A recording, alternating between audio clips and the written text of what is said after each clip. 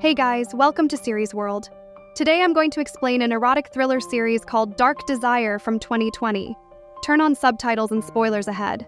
The episode opens with Alma looking at the video message from Dario to her on the police station computer. Garcia comes up to her and tells her that very little things can be identified from the scene of the accident except from the cell phone the message was sent. Alma takes the phone and says nothing.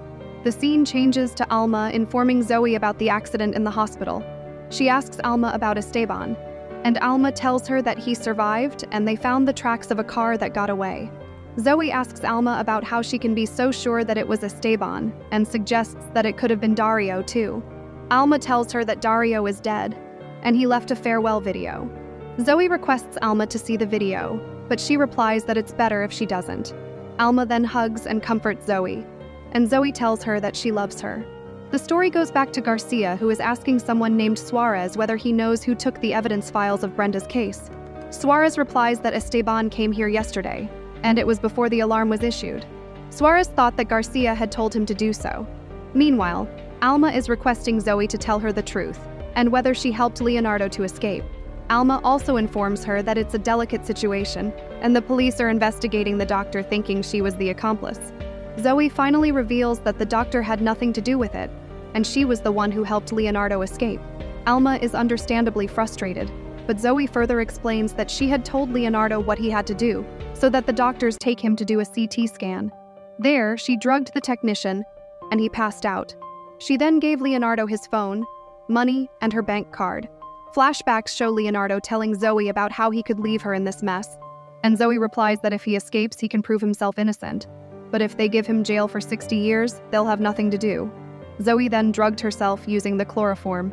Alma is furious and tells her that they only made things worse. Zoe tells her that she had no choice as Esteban was capable of poisoning his brother.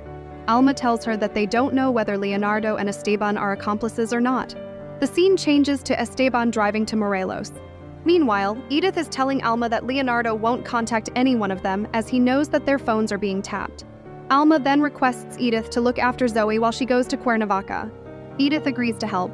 The background changes to Esteban, who is hiding in his car. He gets a call from Zoe and calls back, thinking it's Zoe, but Leonardo picks up. Leonardo tells him that they don't have much time. The story goes back to Alma. Garcia is telling her that they received a signal from Esteban's phone, but they lost him. Alma asks her if he may still be in Morelos, and Garcia replies with a yes and informs that he was still here yesterday and took all the files of Brenda's case. Garcia tells her that they can't do anything now, but it's important that Alma cooperate with them. The scene changes to Esteban, who is entering a house carefully and he's prepared with a gun. Leonardo comes up from behind and tries to strangle him and tells him to drop the gun. Meanwhile, Alma asks Garcia whether he also took Brenda's phone, and Garcia tells her that apparently he burned everything in the factory. But she also tells Alma that they have good news too, and that they got a copy of the surveillance footage of Brenda's house. They got the footage of missing hours. The story goes back to Esteban. Leonardo points the gun at him and asks where the Godfather is. Esteban replies that he doesn't know what Leonardo is talking about. Esteban tells him that he came here to save him. Leonardo is confused, and Esteban explains that the Godfather has deceived them and tells him to put the gun down. The scene changes to Edith, who is explaining everything to Zoe. She tells her that 1 month before Antonio was arrested, his grandfather removed Alberto from his will, leaving only Antonio as his heir. At this point, an important character arrives named Jose, otherwise known as the Godfather. The story goes back to Esteban. He tells Leonardo that the Godfather bribed Lucinda so that she'd give him the evidence against Antonio. Flashbacks show Lucinda giving the Godfather all the evidence they know of the wire that was allegedly used to choke Leslie and the clothes that were allegedly found in the auto repair shop. They even put semen on it to be able to blame him for the rape. There was a multi-million inheritance on the line, but they needed to get Antonio out of the picture. Alberto Guerra, Antonio's cousin, hired the Godfather to fabricate the crime. But Esteban had to abandon the investigation because Leonardo shot him. He tells Leonardo that Brenda's testimony was used to finish everything up.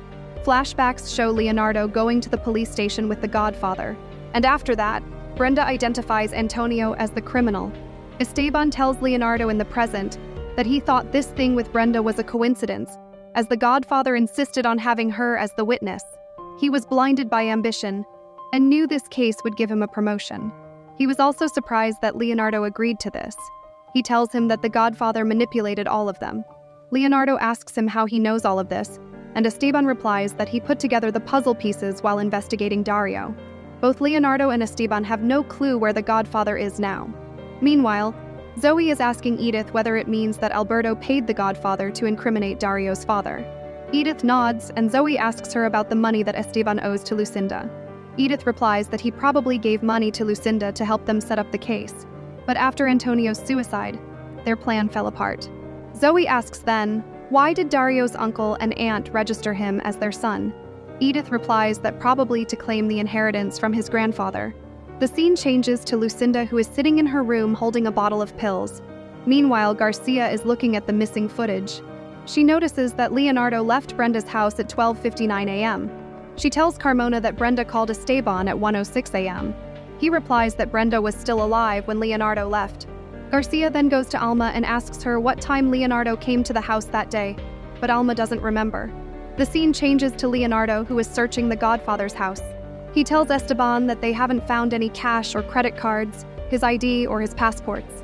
He asks Esteban whether he had told the Godfather that they were coming, and Esteban replies that he didn't. Leonardo finds a bag full of evidence against him in a drawer regarding Brenda's case. Esteban tells him that they have to leave now, but Leonardo asks him if the Godfather had left, why he didn't take the evidence bag with him. Esteban doesn't reply and hits Leonardo from behind using his crane. He cocks his gun to fire on unconscious Leonardo, and a scene is shown where Esteban is shooting unconscious Vallejo. The scene changes to Alma. Garcia informs her that Leonardo was detained that night at 1:30 a.m. for driving under the influence. He was there the whole night until they realized it was Leonardo and decided to let him go. This rules out him as a suspect. Alma takes a sigh of relief hearing this. Meanwhile, an officer finds Leonardo unconscious in the Godfather's house and informs the police station. Garcia tells Carmona that they have to leave because Leonardo was found. The scene changes to Zoe, who is with Karina. Karina tells her that she looks prettier than ever because she has never been so whole. She tells Zoe that one day she'll find a man who will truly and openly love Zoe. Zoe replies that she doesn't want to meet another guy because she has realized who she is while being with Dario. She then kisses Karina on the lips. The background changes to Brenda's house, where Leonardo, Alma, Garcia, and other officers are present. Leonardo says that they are wasting time because Esteban didn't come to the house. Garcia doubts him and says that she knows that both of them covered up for each other a lot. Meanwhile, Esteban is in his car keeping eyes on Zoe and Karina. Garcia asks Leonardo what reason Esteban would have to kill Brenda, and he replies that Brenda and Esteban were lovers even during the time of Leslie Delgado's case. He also reveals that he was the one who crippled Esteban. Garcia tells them that they have found evidence that there was a party at the crime scene. They have found a bottle of wine, which Alma realizes that she drank while being intimate with Dario that night. Leonardo tells Garcia that he only drank tequila that night. Garcia asks him where he had been intimated with Brenda that night. He reveals that it was in the breakfast area. Garcia adds that there was a men's belt found which was used as a tourniquet on Brenda's arm. Garcia asks Leonardo if the belt was his, and Alma replies that it was Dario's as she was with him that night. Leonardo is furious as to what Garcia is trying to mean by asking all this. She replies that this belt was at this house the whole time and Esteban could have used it. A scene starts showing where Esteban is asking Brenda holding Dario's belt as to who it belongs to. Garcia theorizes that he thought it belonged to one of Brenda's lovers, and he got to know that it belonged to Leonardo. Brenda told him that she loves Leonardo and not a crippled man like him, and he got violent with Brenda. Alma tells Garcia that it's not possible as there was no sign of violence. Garcia reminds her that Esteban and Vallejo were the ones who filled the report with the coroner, unless the argument takes place in the bedroom. Garcia again theorizes a scene where Esteban is confronting Brenda in her bedroom about the belt. At some point, he starts strangling Brenda, kills her, and then stages the whole crime scene. Leonardo tells Garcia that this doesn't make sense, but Alma tells him that maybe Garcia is right and Brenda died because of their absurd relationship. Leonardo asks Alma how they would move past this, and Alma replies that they won't, and it's over. She also adds that it all started from the time she came to visit Cuernavaca. Alma then finds a poetry book in Brenda's stuff.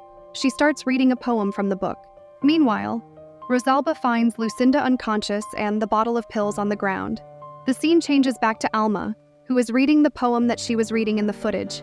Garcia comes to Alma where Carmona is telling them that they have the audio of Brenda's last voicemail.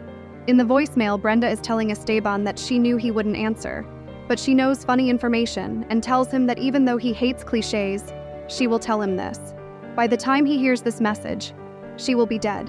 She tells him to not cry for her or bring flowers to her graveyard as he knows she is allergic.